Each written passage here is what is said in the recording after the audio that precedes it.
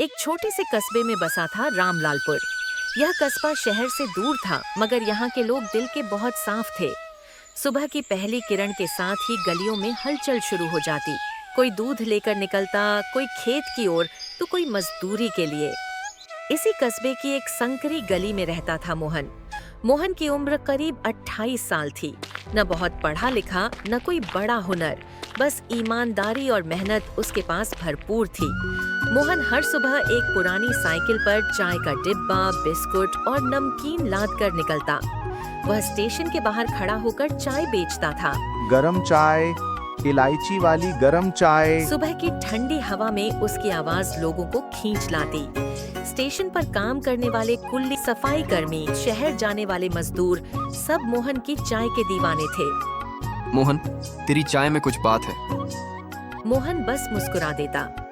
दिन भर की कमाई मुश्किल से 300 से 350 रुपए हो पाती। इसी में किराया, खाना और बीमार माँ की दवा चलती। मोहन की माँ अक्सर कहती, बेटा, तू बहुत मेहनत करता है, भगवान जरूर कुछ रास्ता निकालेगा। मोहन हाँ कहकर चुप हो जाता। एक शाम जब मोहन चाय का सामान समेट रहा था, तभी स्टेशन के ठेकेदार ने आवाज दी, अरे मोहन, कल से यहाँ मत आना। मोहन चौंक गया। क्यों साहब, मैंने क्या गलती की? अब यहाँ नई दुकान लगेगी, तू हट जा। मोहन के पैरों तले जमीन खिसक गई। साहब, यही मेरी रोजी है। मुझे कुछ नहीं पता। इतना कहकर ठेकेदार चला गया। उस रात मोहन सो नहीं पाया। सुबह चाय बेचने की जगह ही नहीं रही थी। अगले दिन मोहन कस्बे की सड़क पर यूं ही बैठा था। पास ही एक बुजुर्ग मास्टर जी अखबार पढ़ रहे थे। उन्होंने मोहन की उदासी देख ली। क्या बात है बेटा? मोहन ने सब बता दिया। मास्टर जी कुछ पल चुप रहे, फिर बोले, तू सिर्फ चाय क्यों बेचता है? और क्या करूं मास्टर जी, मुझे कुछ और आता ही नहीं। मास्टर जी मुस्कुराए। आता तो है। तू लोगों से बात करना जानता है, ईमानदारी से काम करता है। सुबह की चाय सब पीते हैं, लेकिन शाम को क्या? शाम को लोग थके होते हैं। कुछ गरम, कुछ पेट भरने वाला चाहिए। मोहन सोच में पड़ गया। तो फिर चाय के साथ गरम पोहा या उपमा क्यों नहीं? मोहन घबरा गया।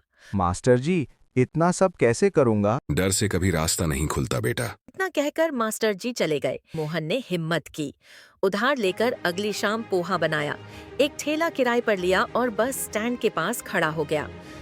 गरम पोहा चाय के साथ। लोग रुके, देखा, फिर बोले, अरे शाम को पोहा कौन खाता है? सुबह का खाना है ये। कोई नहीं रुका। पूरा बर्तन बच गया। पोहा ठंडा हो गया। मोहन की आंखें भर आईं। मैं कुछ भी ठीक से नहीं कर पाता। उस रात मोहन देर तक बैठा रहा। फिर उसे मास्टर जी की बात याद आई। डर से रास्ता नहीं खुलता। उसने सोचा, गलत समय गलत जगह, पर आइडिया गलत नहीं। अगले दिन मोहन ने नया फैसला लिया। अब वह सुबह चाय और शाम को गरम पोहा, मूंगफली बेचने लगा। लेकिन जगह बदली। अब वह फैक्ट्री गेट के बाहर खड़ा होता। शाम को छुट्टी के समय भूखे मजदूर बाहर निकलते। गरम पोहे की खुशबू फैली। पहला मजदूर रुका। भैया कितना? $20। एक और लिया और मुस्कुरा दिया। अरे ये तो बढ़िया है। कुछ ही दिनों में मोहन का ठेला मशहूर हो गया। अब लोग कहते, चलो मोहन के पोहे खाते हैं। कमाई बढ़कर 700 से 800 रुपए रोज हो गई। माँ की दवा समय पर आने लगी। उधार उतरने लगा। एक दिन वही ठेकेदार आया। मोहन, स्टेशन पर फिर से जगह चाहिए क्या? मोहन मुस्कुरा दिया। नहीं साहब, अब मेरी जगह यही है। अंत एक शाम मोहन ने आसमान की ओर देखा। उसे मास्टर जी और माँ की बातें याद आईं। वह समझ गया, मेहनत जरूरी है, पर सही समय, सही जगह और सही सोच उससे भी ज्यादा जरूरी। आज मोहन का ठेला सिर्फ खाना नहीं बेचता था, बल्कि उम्मीद बेचता था, और यही उम्मीद उसकी सबसे बड़ी कमाई थी।